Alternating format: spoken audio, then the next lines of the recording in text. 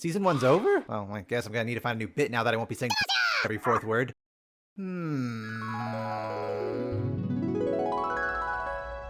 Quan Chi sends more demons?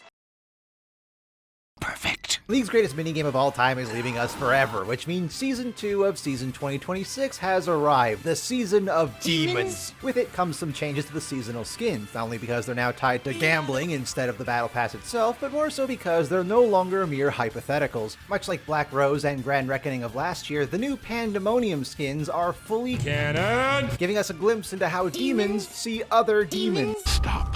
Representing the various emotions they consume through vibrant colors, erratic silhouettes, and just so many eyes. Eyes on your boat, eyes on your back, eyes on your forehead, eyes for your head. Can't even imagine what the hell Realm looks like to these guys. If a bit repetitive, they are still incredibly appealing, from a visual standpoint at least. It's just kind of a shame most of them feel like substituted shortcuts for what should have been visual updates. In one case here for the second time now. Third if you count TFT gotcha. But first, let's start with Pandemonium Annie. First off, wonderful use of color to contrast the rest of these skins, giving Annie this blank, vacant expression, almost entirely pitch black with hints of fiery red barely contained within, offloading all of her oh-so-colorful grief for Tibbers to bear.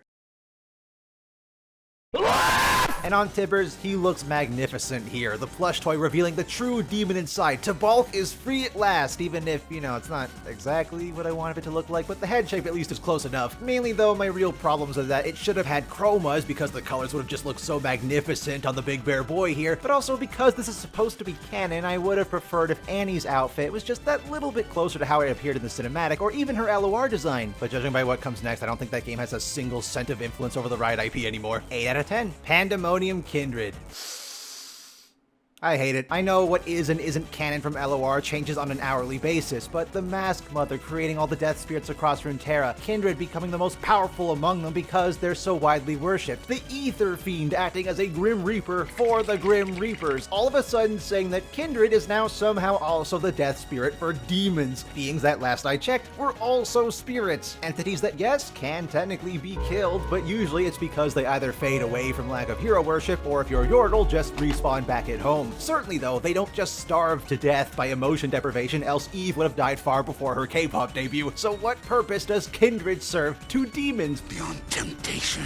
Letting Lamb just kill them off to end their hunger, or wolf feeding them for eternity, but never satiating them, which is basically what their lives are like already. And even if Kindred does somehow have sway over these demons, even if this is all true, how come in their eyes, Kindred just looks like another demon? By all accounts, it doesn't make sense. I love Kindred, I really do, but forcing them into the demon side of League's mythology only makes things messier and more complicated, conflicting with the excellent Legends of Runeterra. They're retconning it, they're just retconning it, aren't they?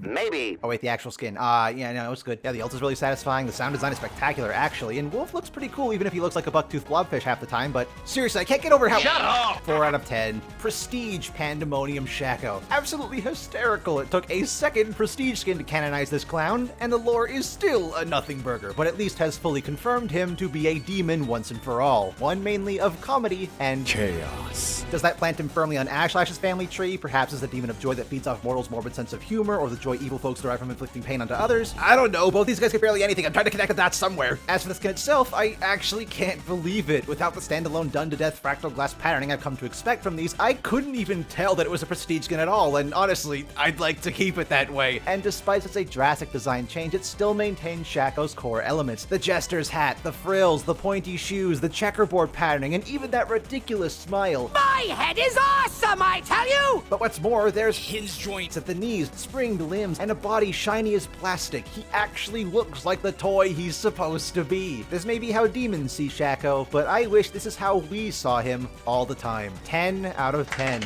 Also absolutely hilarious that his chroma kept the classic color scheme intact. Like, this guy is never getting that VGU, is he?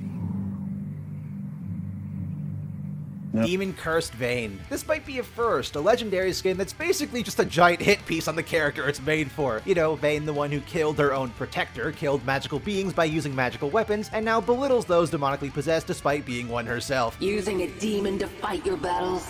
Pathetic. Completely unaware of this hypocrisy, unknowingly let it feed off her paranoia of magic by pushing her to hunt down other demons and other beings her own demon convinces her are demons. The demons, they're demons, they're after me! And in-game, the skin is pretty good. I do struggle to tell the animation differences between this and her previous legendary skins half the time, but it's all carried by that alt, losing the stupid overlay of her former offerings in exchange for, well, basically, That's it. fully animated as well, directing Bane's movements as though it's puppeteering her entire body in every action. It's the kind of silhouette-destroying visual clarity one comes to expect from gacha garbage these days, finally bringing some quality back to legendary skins. And listen, I really couldn't give two shits about visual clarity for skins anymore. If it allows the designers to think outside the box and better capitalize on a skin or champion's concept, it's fine by me. I only ask that Riot stops cherry-picking what champions and price points it applies to. Where's my hat? Ruby is the best chroma, 8.5 out of 10. In the end, Pandemonium in the name. I don't know how I didn't, that's clever, and I'm stupid for not noticing that. In the end, Pandemonium gets an 8 out of 10. The LOR fanboy within forces me to hate just one of these, but overall, these are still really solid skins. Certainly a step up from the last few times Battle Pass skins were tied to canon events, even if they technically aren't really Battle Pass skins by any manner of speaking anymore. No chromas, why? But those are just my thoughts. Be sure to let me know what yours are down in the comments below. Whether you liked them or not, had ideas of your own, or to point out any mistakes that I made in this video. I know how much you fellas love correcting me on demon lore. I wanted to read it all regardless. Any case, till next time, take it easy, and I hope to see you again soon in the next video.